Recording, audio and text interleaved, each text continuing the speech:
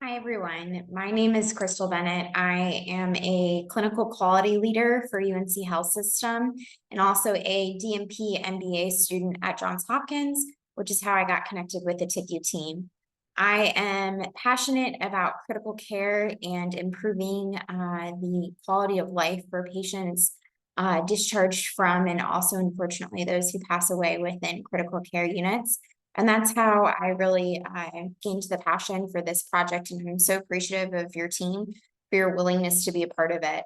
I'm going to take a few minutes to talk about the project and some very high level ways in which you can contribute and help me see some success. And at the conclusion of the 12 weeks, which starts next week, the beginning of September, we will look at some results and understand if this is something worth pursuing moving forward. So with that, I'm going to share my screen. This is a website that I put together for you all in order to keep all of our resources in one place. I want to point out that the purpose of this quality improvement project is to assess the Frailty screening tool's ability to assist the multidisciplinary team, meaning you all, in determining palliative care and other patient care needs. There's a lot of research that shows that a patient who comes in with a baseline level of frailty into the hospital has an increased likelihood of readmission, higher length of stay, post-op complications. It's an independent predictor of mortality and also an indication for unmet palliative care needs. So this is really the base of the project. On this website, you'll see some goal dates. You'll also see a list of our champions and leaders involved in the project. So thank you all so much for your willingness. And I even have some more friends to add here. So really appreciate you all. Along the right-hand side, you'll see a small list of the frailty assessment research that has been found and contributed to this project. This is just a sample of that evidence in case you want to spend some time in your free time educating yourselves. Right here, you're going to see a flyer that we administered earlier for kind of advertising and recruiting for this project. Please give it a look if you kind of want a general visual overview. But what I want to spend some more time talking about in the next few minutes is just these quick links on the right-hand side here. The first one is the pilot workflow draft. So once this loads, along the left-hand side, you are going, there we go.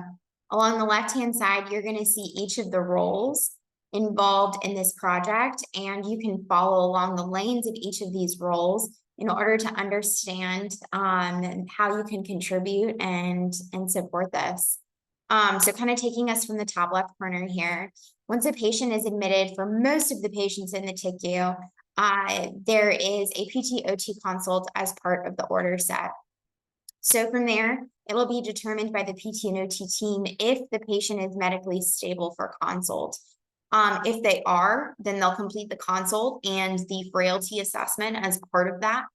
And I'm going to take a break here and go back to the medically stable decision-making tree. And then we'll move forward from there.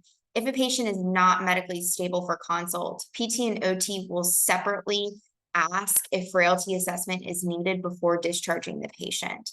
Also, all of the roles involved in these multidisciplinary rounds can play a part in asking for or directly ordering a separate one-time frailty assessment order if the patient is not medically stable for a full PT/OT consult.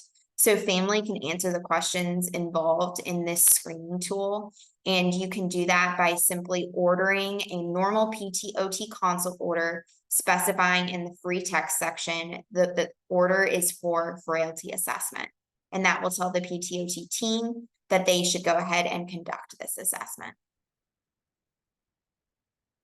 So once that frailty assessment is completed one way or another, if the patient screens negative or a score of less than 3, the care will proceed unchanged. There's no change to that workflow. If the patient screens positive, we are so grateful to our APPs who are adding this to their rounding tool, and they will initiate the discussion of the frailty assessment and unmet palliative care needs in rounds. Also, a dot phrase will be added to the note template to capture the result of the frailty assessment, as frailty also increases your expected mortality and has that bystanding effect. As that conversation is initiated in multidisciplinary rounds, all roles can also view the completed frailty assessment in the EPIC toolbar, and I'm going to show you next how to do that and where those directions are. A positive frailty assessment will be discussed in rounds, and the team will decide if the patient has unmet palliative care needs.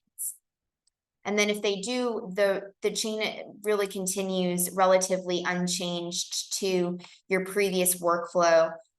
One thing I want to point out is that regardless of the results of the frailty assessment, if family or the patient themselves request palliative care, then that always yields to the consult and the normal level of communication, as well, as it's important to meet our patient and family needs. So going backwards, I'm just going to point out where you can find the directions of where to add the frailty assessment to your EPIC view right here, how to add frailty assessment to toolbar in EPIC.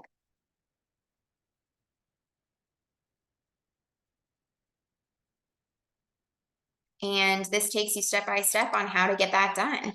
So basically, it is a sequence of changes within your patient list.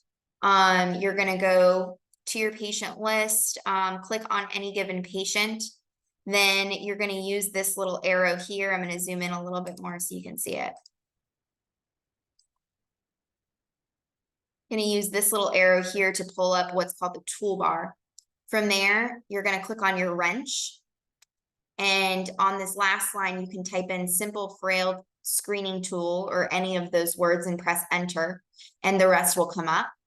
You can then also, if you want to, use these arrows on the left-hand side to move that frailty tool further to the left along this toolbar line. And if a patient has a completed frailty assessment, then you're going to see that right here below where it says frail screening. This is an example of a patient who has that completed and what the final score was. The one downside to this is it does not indicate that a score greater than or equal to 3 is indicative of a patient's frailty at baseline. And thus, these are the patients that we really want to focus on for conversations about unmet palliative care needs. If you want to get more involved in this project, please let me know. My contact information is available right here. And actually, it looks like, there we go. It's available right there. And if you have any feedback on how to make this project more successful, then that's really important to me as well. So thank you so much for your time, and we'll be in touch.